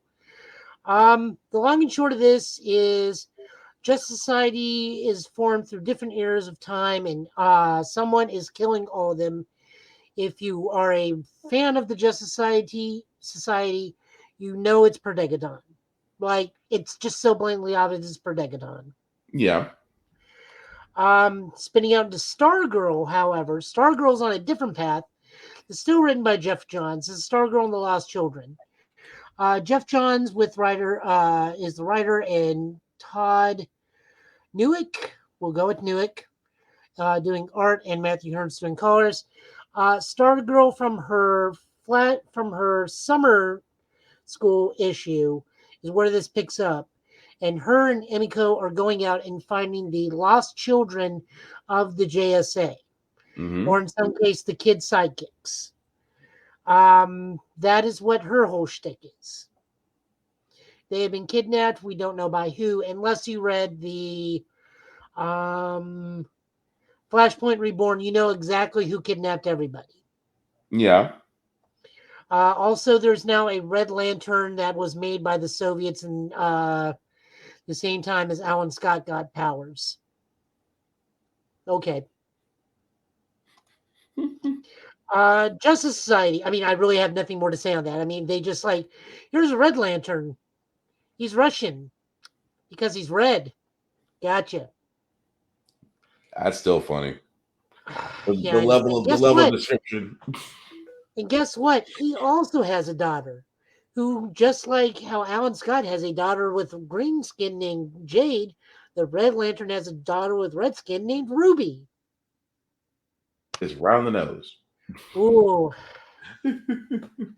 So, this is JSA number 1. This is written by, they're doing it again, written by Jeff Johns doing the script, Michael Janin doing art and cover, with Jordy Beller doing colors, Jerry Ordway, Scott Collins, Steve Lever, Brandon Peterson doing guest artwork, with John Cleese, Jordan Boyd, and someone just named Peterson doing colors. So if you read the Golden Age thing, you learned that this is a different Earth, kind of. We are reintroducing the Huntress. This is Earth 2 Huntress, because her mom is Catwoman and her dad is Batman. I love how we introduced that she learns how her dad is Batman. Did you get to read that? Yeah. Where she just stabs him and goes like, "Well, I'm Batman." This as he's sitting there bleeding on the table. So yeah, let me just go ahead and take Then you he down. was like, "So does mom know?"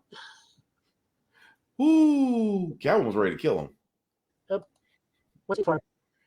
I really enjoyed this. There was a great thing involving my favorite superhero, Starman. We do get to see his son as an adult for a little bit before Megaton shows up in this era. And Helena is transported back in time. Hopefully that doesn't mean a lot of these people were killed, because I really want to see more stuff with Kyle Knight as the new Mist, or possibly the new Starman. I'm not sure which. I definitely don't want Power Girl being killed. I guess I can kind of see that, but that depends if they want to go that route. Yeah, I'm hoping this is one of those resets everything. I am looking forward to this. I'm a huge JSA fan. They were my DC team. I look forward to see where this is going. Really not too much to say. I really did freak out when I got to see Kyle, because I was not expecting that. Nice. That really made me happy. I was kind of also bummed at the end of the issue, because since Protectaton's killed, that means this version of the JSA has also been killed. But maybe time travel solves everything. Moving on over, we got The Human Target, book issue 9 by Tom King and Greg Smallwood. I love this book so much. It is so wonderful. This cover is perfect for this book, because Chance thinks that Batman is onto him, and now he's paranoid because it's Batman. So he knows Batman does this like I do. Batman's better at this than I do. Batman's smarter than me. Batman already knows everything that's been going on. Batman. Batman does not show up once in this issue. That's the messed up pure paranoia, purely on Chance's part. Yeah. I mean, well, the man's dying, so. But he's trying to help him and Ice cover up the fact that they may have killed Guy Gardner. Now we don't know if Guy Gardner's still alive. If Guy Gardner's still alive, if whatever they messed with and smashed was Guy Gardner or some clone or whatever they have in this universe. I was about to say life model decoys, but they don't have that in these universes. Magical constructs, anything. But the beauty of this issue is to see Chance slip into such horrible paranoia. He beats up a man thinking it's Matches Malone in a random diner. That was crazy. And then when Ice finds out, like, what is wrong with you? And he just says the word, out of the words, Batman, and she's just like, shit.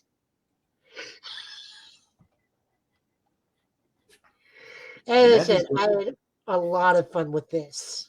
It just goes to show you how terrifying Batman is to everybody. Except the Green Lantern Corps. They just don't have time to fiddle with his BS. Pretty much. The only one that in the Green Lantern Corps that likes him is Kyle. Well, that's only because Kyle kind of that's another He's story. trying to train Kyle a little bit. Moving on over, we got Amazing Spider-Man number 14. This is the prologue chapter to the Dark Web.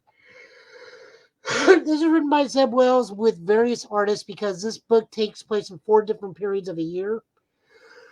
So this is what's happening the moment Spider-Man starts till now.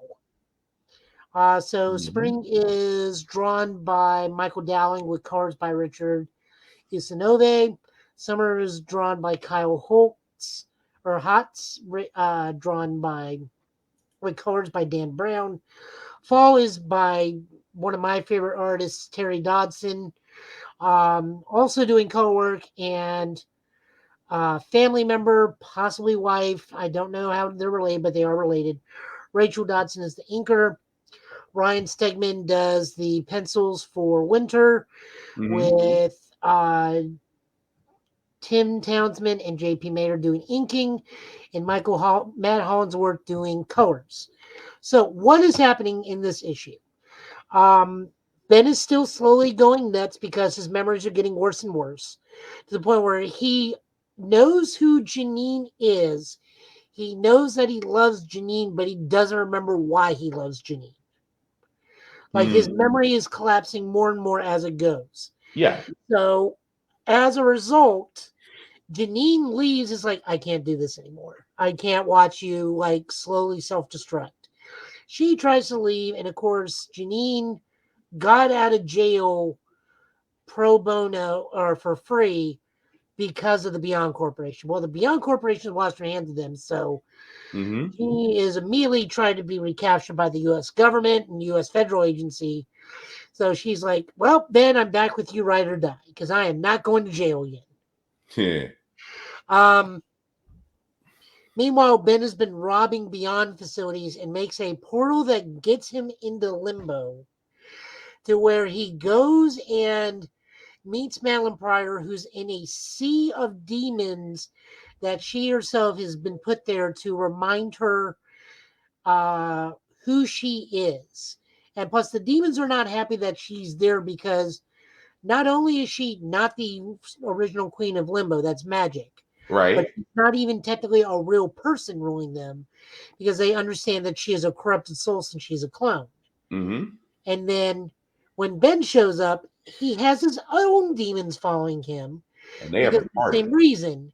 And eventually, the 2 demon hordes clash and start killing each other. Well, Ben's like, so you're a clone, so I'm a clone. So you want to get revenge on these people? Man's like, sure. I was still. You can hear why can't we be friends? Just start playing. I mean, she has nothing against the X-Men now because, like, she agreed not to mess with them, right? Per Magic's like rules of the contract. But she's like, sure. So my guess is Ben, to keep the rules of Limbo and keep the contract unbroken, Ben's gonna mess with the X-Men, and Maddie's gonna mess with Spider-Man. But we do some other things. So the money collector keeps spotting Ben and keeps harassing Ben because he thinks Ben is Peter. Ben takes care of that money collector. Man. Poor collection guy. He takes care of that money collector several different ways. Janine gets to have dinner with Maddie and Ben. And, you know, Maddie even proposed, like, so 2 redheads and you, Ben? And Ben's like, no, I know what you're doing, and no. And Janine just, like, kind of gives him a like, I mean, I don't mind. And it's like, no. And Maddie's like, no, it's fine. I mean, I put the offer out. He says no, it's good. So Maddie, like, Janine goes and leaves, and Maddie follows, like, all right, hon, what's up? What's wrong? It's like, I don't want to be a hindrance to Ben. Congratulations, you're a new supervillain that's Halloween themed. Your mask will give you different superpowers. Hallows Eve. That is not the great value version of the Green Goblin, but go ahead. No, we already know what the great value version of the Green Goblin is. Well, I mean, from the looks of her costume, it was like the Great Value version. But I see what you're saying, though. You leave Halloween Spirit alone. They take over dead stores for a reason. So, anyways, we get to see just over the course of seasons how they're planning this, because this is like taking over the course of a full year. Yeah. Which is why this summer's comic was the first time Ben and Maddie messed with Spider-Man via the U.S. Postal Service and turning a mailbox into a demon. Yeah. You start small, people. Villainy starts small. I mean, they're only a step below Doofenshmirtz, but they'll get there. Ooh, Doofenshmirtz has an American Express account, though, but go ahead. Look, his wife pays very good alimony checks. We both know that. Also, I still don't understand why Squirrels in My Pants is now a TikTok phenomenon 17 years after the fact. Or the Because fact kids that Squirrels in My Pants first aired 17 years ago. Because kids are finding that out now and putting it on TikTok. It's weird. It's weird what they're digging up, but go ahead. I really enjoy this book, and I don't get to say that too often about The Amazing Spider-Man. Zeb Wells, to me, does not carry the voice of Peter well. Definitely don't like John Romita's Jr. Lego head art. I'm in that camp. There are two very big camps for John Romita Jr. You either love him or you hate him. I am in that latter group. And now I He can't works stop well looking with at Lego other head. characters, but not with Spider-Man. And now I can't stop looking at the Lego head now. It's not my fault. I can't stop. I can't see it now. I can't unsee it. But go ahead. But I do think Zeb Wells, because he was one of the principal writers in Spider-Man Beyond, he gives Ben a very good voice. So, like, I am all for this. I've even told my comic shop I want all the stuff for Dark Web, and then I'm unsubscribing from Spider-Man until we get a new one. You know the funny part is you did say at the end of the Spider-Man run that you're going to, at the end of this Spider-Man run, you say you're going to unsubscribe. You're kind of extending it. Nope. I said after Dark Web, I'm unsubscribing from Spider-Man. Ah, my bad. After Dark Web. My bad. After Dark Web. Because we know Dark Web's going to involve Venom. We know Dark Web's going to involve Kamala Khan. Dark Web, the Black Cat Mary Jane thing from Spider-Man Beyond became so popular. Jed McKay did a 4-issue miniseries involving Dark Web with MJ and Black Cat. Yeah. So that's going to be fantastic. Still, the King in Black is still my favorite Venom story, but go ahead. Yeah, no, most definitely. It's just that we have positioned Ben as the new Venom because ever since King in Black, Venom is this like whole separate thing. Dylan's Venom, Eddie's not even Venom anymore, and pretty much they've completely divorced themselves from Spider-Man at this point. Yeah, to where they needed a new Venom, and Ben fits that perfectly. The other weird thing is what is going to happen to Ben if he gets Peter's soul? Like, there's so many weird things. It's like Peter's soul's corrupted automatically because he made the deal with Mephisto. Does Ben going to go, what's up with this? Does Ben take on the contract that Mephisto made with Peter if he does get Peter's soul? Yes. Get all the memories back. Does that mean he's the one who takes over the thing? Clearly not, because we know they're never going to undo the divorce or the unmarriaging or however you want to put it. Depending on how they go about it. Yeah, and also I don't know what Madeline's game in this either. She's like, I just want to mess with, Jean. She's like, chaos. why? You've already resolved all those issues. It's not like you want your kid back. Whichever one it is, strive for Cable. She wants problems. She doesn't want peace. She wants problems. Well, yeah, but she's already made her peace with Scott and Jean and Krakoa. And now she's bored. I mean, I guess that's it. And now she's bored. Again, chaos. I blame the fact that the majority of these women right now in the storyline, they're all having to deal with redheads. Well, you know what they say. I'm not going to repeat it here. Nope.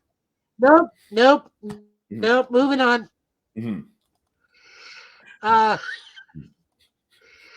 Daredevil number 5, or Legacy issuing Daredevil number 654.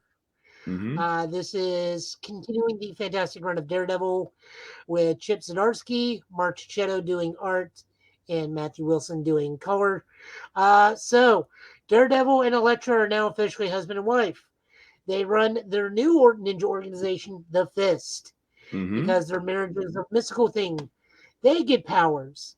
Everybody in the Fist has powers, meaning both Foggy Nelson and newly introduced cop Cole Mm-hmm. has powers. Cole does not like having powers because he thinks it's cheating. Mm-hmm. To amass a new army against the Hand in this issue, Daredevil and Elektra go into the raft and start breaking out supervillains and saying, "You can rot in here, or you can join my army and fight for me."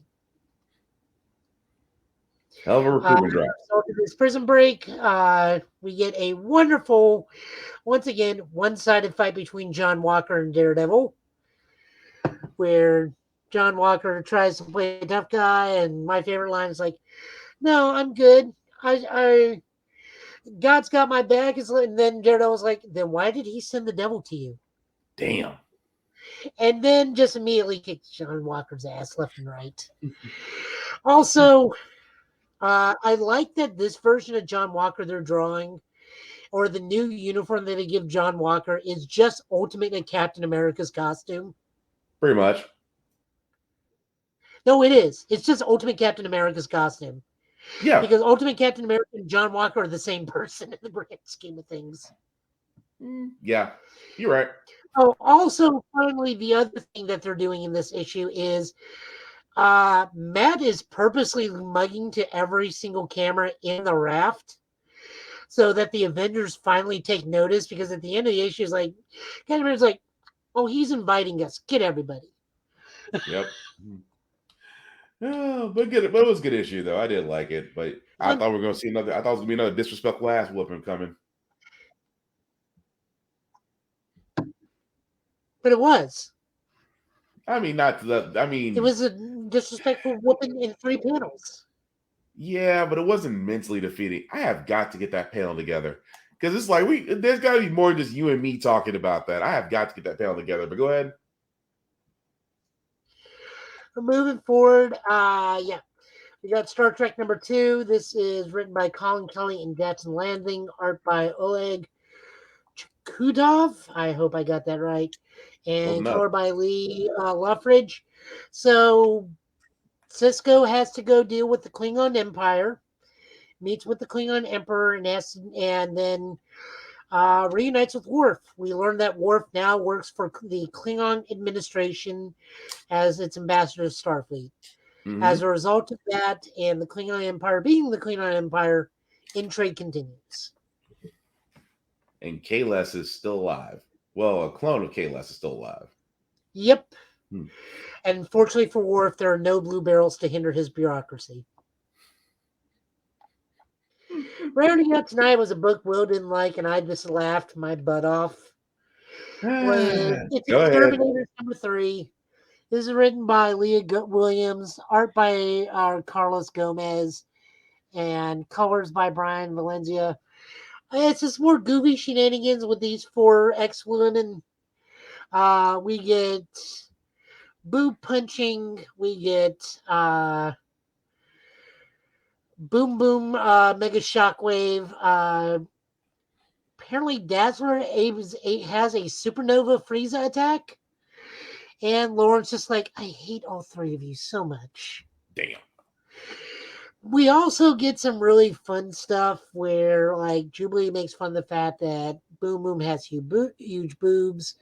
As they're telling this stuff, Charles is just like, "Why did I do this to myself?" And then they, like, focus on Dazzler's butt to the point where all the women in the Quiet Council are laughing their butts off, and Storm's like, ladies, some decorum. And then even then, there's like a smash cut. It's like, "Oh, we then Dad's like, "Oh, I ran into this dude," and then smash cuts like this whole menagerie of mystical being. And Charles like, "Well, this explains why these people from Otherworld are here." Like, this book was not great. I'll admit to it. It's not a great book, but it's a fun book. and it's just goofiness left and right. Like the sheer fact you get to see Wolverine just standing there in like a full witch's gown, trying to explain their actions so they're not sent into the pit, is hilarious. You're better than me. I didn't see it in this one, but go ahead. No, I mean that's pretty much it. I mean, like I said, I understand this is not a good book. I also understand that this is just hilarity and let's just be goofy and curse and make boob jokes and butt jokes, TNA and everything. But I don't know, something about it just makes me want to read it just because I think I'm reading it from Laura's perspective. Like, why am I trapped with you three idiots? I Or just see even, you. For you, it's or just seeing how even, far it can go. huh? You just see this is for you. It's like how far can it go? Oh yeah. Okay. Where even Jubilee is like, I promise we're not like this all the time. And Ward's like, it's okay. You're all equally disappointing. And then just Jubilee's like, I've missed you so much. And it's like, I've missed you too. Still. Because they are two very good friends, Laura and Jubilee. I have the book where they do travel together during the time where Jubilee was a vampire. Yeah. They do, much like Logan, Laura and Jubilee do have a very, very deep friendship. But it's just one of those like, I'm not here with you on your party night. That's so funny. You're all equally disappointing. Damn. But no, that's it. That's all the books. Like I said, we ran through it pretty well. Yep. And yeah, for a lot of that. And also, we do want to give a shout out, as always, to Rick's Comic Book City. For all those that don't know, that you have 3 locations. I'm sorry, what are you saying, Joe? I said, yep. Definitely want to give them a shout out. As you can see there, they do have their own website at rickcomiccity.com. They do have 3 locations, one in Nashville, one in Clarksville, and one in Fort Campbell, Kentucky. Definitely check them out. They have been voted Nashville's #1 place to get comics. So if you are in the Tennessee, Middle Tennessee area, definitely check them out at any of their 3 locations. As they support us, we support them. Rick's Comic City. Definitely check them out because I have been going over their graded comics, and trust me, I'm happy because I'm going to grab those next 3 booster goals the next chance I get. But they do more. The fascination with that. Say what? I don't understand the fascination with that. With booster gold or graded comics? Graded comics. It's sealed off and given a number, and you can't read the book. No, it's just like certain ones. Like if I can get a hold of Batman #2, Superman #5, Spider-Man #6. I got a list. Anyway, I got a whole list of great comics if I ever find them, I'm going to buy them, no questions asked. Because I spent too much at a recent con where it was like $600, but I didn't tell my wife that until now. So sorry, honey. But it's like Shonen in Rocco's Modern Life. You turn the page, you wash your hands. You turn the page, you wash your hands. Now I want to go watch that episode now. But anyway, check out Rick's Comic Book City if you are in Middle Tennessee. If you are in Middle Tennessee, definitely check them out. If you are not, please support your local library. Support your local comic book store, especially libraries. The reason why, because libraries do carry the most up-to-date comics and manga and anime. And yes, in 2022, you can still get a library card and still be able to read and watch to your heart's content. So support your local comic book store, support your local libraries. Again, I cannot stress this enough because digital is okay, but to have it in your hand is more fun. Take with that how you will. That being said, guys, last little bit we have is because it is coming up on December, which means the Video Game Awards is around the corner. Come December 8th. If you don't know what the Video Game Awards are, well, for a lot of us, we only watch it because of new trailers and new announcements. Joe did mention that Ed Boon, if you don't know who Ed Boon is by now, I was just going on to Twitter, has suggested that nothing from his company, NetherRealm Studios, will be shown at Video Game Awards. And if you're like me and Joe, we're not going to believe it till we watch it. So, again, with the Video Game Awards, if there are any new announcements or trailers or just news in itself, me or Joe will be posting that on our socials and, of course, talking about it on the next Get Bit podcast for the world to see. Personally, I would like some news, although this is just wishful thinking on my part. I'm going to ask Joe what he thinks. I would like to hear some Gears of War news. I know it is far-fetched. I know it is wishful thinking, but I think we are due for a Gear 6. That's just me, or another Killer Instinct. We definitely will get some news about Street Fighter. We probably will get some news about another fighting game that's coming out, possibly a new shooter, which I think there's rumors that a new shooter will be unveiled. Also, the Video Game Awards. Also, let me not forget, I will also be giving my review of Warhammer Darktide. I finally just picked that up today, so I can't wait to play that later on. I'll be giving my free, review. or do I gotta pay for that one? You gotta pay for that one. Oh. Yeah, that one you have to pay for. But yes, definitely gonna give my opinion of it. Although Deathwing is available if you do want to play that. That's available on PS Plus, by the way. Yeah, I got that. Yeah, but we'll definitely be covering that. But Joe, anything that you're expecting from the Video Game Awards that'll be happening this December 8th? I'm expecting them to understand what a fighting game is, because some of the categories make no sense on what a fighting game is. We don't watch it for the awards. We don't watch for the awards. Yeah, I don't understand why Sifu in best fighting game. It's not a fighting game. That's an action game. It's not, but I understand. We know the reason. And think about it. What kills me is they know why we watch the Video Game Awards for. We don't watch it for the awards. The awards honestly don't mean spit. We do want the developers. Now, let me also say this. We want the developers, the programmers, the coders, the video game designers, and directors. We want them to get their time in the sun. We are not taking anything away from that. We want those people to be acknowledged and appreciated and cherished for all the wonderful video games they have given us. That also being said, however, we only watch it for the trailers. Let's just be honest. And that one French guy who comes and flips the bird and says F Hollywood. Yeah. We also watch the Game Awards for that dude. That's pretty much it. That's the only reason we watch. That is completely it. But yeah, but Joe, are you expecting, anything off the wish list you want for them to show at the Video Game Awards this December 8th, or are we just watching it and just being surprised? Zangief with pants. Oh, that'll never happen. No, it's already been shown. He has pants in Street Fighter 6. That's blasphemy. He doesn't need. You know what? I'm not going down that road. Not going down that road. Rush is falling on hard times. He needs pants. He has always been Muscle Buster. Has always been. No, I'm not doing that Russian accent. Anyway, that being said, Joe, anything you want to let the people know about this week that you'll be doing? Aside from crying into my pillow slightly. Damn. It's either been Pokemon or crying. There's no in between. It's been a hell march at work. COVID's back up. RSV is apparently affecting adults. Yeah. People finally remember, oh wait, if I don't wear a mask, I can get the flu. Pretty much. Been playing Pokemon, been playing the first $70 Switch game ever, which is Cardfight Vanguard Deer Days. I don't know why that game is $70 with $70 more of DLC. You get your money's worth, I guess. Because that's the only way I can play the game. I don't have time to get out to the shop anymore. Yeah. So I've been playing that. Like I said, it's just been so much going on for me between Christmas shopping, the car dying, the car having to get a new alternator. Yeah, did that today. That was $610. Damn. Loan got family to get that for me so I can get my car immediately. I just got to pay him back next week, which is fine. I got a holiday check this coming check, so I'm good, but still. Wow. I was just thankful I got all the Christmas shopping done before this. Oh, that hurts my heart. I'm sorry, go ahead. Yeah, it hurts my heart too.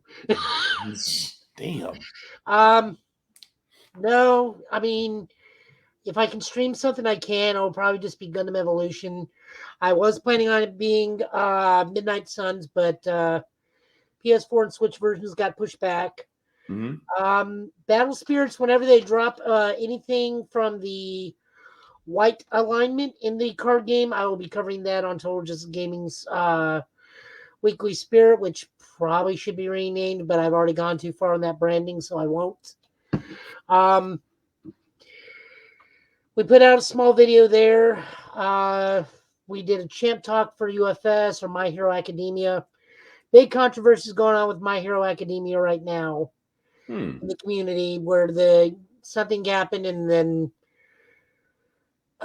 it's just one of those. I'm only tangibly aware of it, and I'm just sitting there eating popcorn while everybody sides fight each other. It's like I have two decks. I am not I'm not in this ball game. I'm just Why do I feel like you're the what's his face's character? I feel like you're damn, what's that dude? I can't think of his name to save my life. I'm basically just the watcher. I can see it. I'm just not going to intervene. Yeah, you're pretty much the watcher in the group right now. Just I cannot. It's not to say that I am like totally unaware of what's going on with the current controversy, and my heart goes out to those that are affected by it. And I do think that the ruling was very heavy-handed from the company, but at the same time, if you are granted to be an aspect of a company, via some sort of system or something where you become something that you have to work for the company, you need to behave as if you were from the company on any given point in time. Yeah. Like me and you are faces of this show. I can't go around saying horribly derogative things because that would negatively affect this show or any of my stuff. Right. Even if it's on stream and I'm just shooting the shit with somebody, I can't say anything under the sun. There are repercussions for that. Makes sense. So I see both sides from business perspectives and just chilling with the dude's perspective. And again, I think that side shouldn't have done what they did, because if you're that well known, you're always supposed to be on. Yeah. But at the same time, I don't believe the punishment fits the crime. That's fair. I can see that.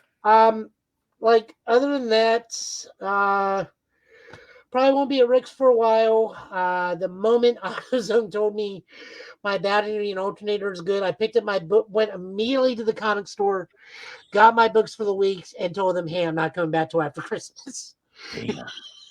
I mean, with that price tag, Jesus. No, I knew something was going to be up because, like, AutoZone's like, "No, your battery's fine, your alternator's great. It's probably just a fuse in the dashboard." And it's like, yeah, I'm not getting comics for several weeks, so I can make sure I pay this. No, that's fair, but still 600. We'll talk after the podcast. So I got a question. We'll talk about that. Anyway, you can catch Joe, like you said, on his YouTube channel at Total Justice Gaming, as well as his Twitch channel at Joe Italian last name. Definitely, and also his Total Justice Gaming, as I've already repeated. Definitely like and subscribe from there. As myself, guys, I am BlackFox447 on all socials.